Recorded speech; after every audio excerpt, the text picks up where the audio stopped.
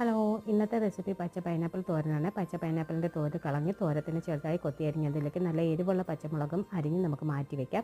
ഇനി തോരത്തിനുള്ള അരപ്പ് തയ്യാറാക്കാം. 6 അല്ലി വെളുത്തുള്ളിയും 1 പച്ചമുളകും 3/4 ടീസ്പൂൺ ജീരകത്തിൻ്റെ പൊടിയും 1/4 ടീസ്പൂൺ മഞ്ഞൾപ്പൊടിയും 1 പിടി തേങ്ങ തിരികതും ചേർത്ത് ഒന്ന് ചതച്ചെടുത്ത് നമുക്ക് മാറ്റി വയ്ക്കാം. തോരത്തിന് ആവശ്യമായ വെളിച്ചെണ്ണ ചൂടാകുമ്പോഴേക്കും കടുക് ചേർത്ത് കടുക് പൊട്ടിയതിന് ശേഷം വറ്റൽമുളകും കറിവേപ്പിലയും ചേർത്തതിന് ശേഷം അരിഞ്ഞു വെച്ച 1 സവാള ചേർത്ത് ഹൈ ഫ്ലെയിമിൽ ഒന്ന് വാടിയതിന് ശേഷം നമുക്ക് പച്ച പൈനാപ്പിൾ ചേർത്ത് ആവശ്യത്തിന് ഉപ്പും 1/2 ടീസ്പൂൺ മഞ്ഞൾപ്പൊടിയും ചേർത്ത് തുറന്ന് വെച്ച് ഹൈ ഫ്ലെയിമിലായിരിക്കണം വേവിക്കേണ്ടത്. സവാളയിൽ നിന്നും പൈനാപ്പിളിൽ നിന്നും നല്ലതുപോലെ വെള്ളം ഇറങ്ങും. അതുകൊണ്ടാണ് നമ്മൾ ഹൈ ഫ്ലെയിമിൽ തന്നെ വെച്ച് കുക്ക് ചെയ്യണമെന്ന് പറയുന്നത്. പൈനാപ്പിളും സവാളയും നല്ലതുപോലെ വെന്തതിന് ശേഷം പൈനാപ്പിളിൻ്റെ വെള്ളം വറ്റിയതിന് ശേഷമായിരിക്കണം അരപ്പ് ചേർത്ത് കൊടുക്കേണ്ടത്. അരപ്പ് ചേർത്ത് നല്ലതുപോലെ ഇളക്കി യോജിപ്പിച്ചതിന് ശേഷം ചെറുതീയിൽ വേവിച്ചെടുത്താൽ നമ്മുടെ പച്ച പൈനാപ്പിൾ തോരൻ റെഡിയായി.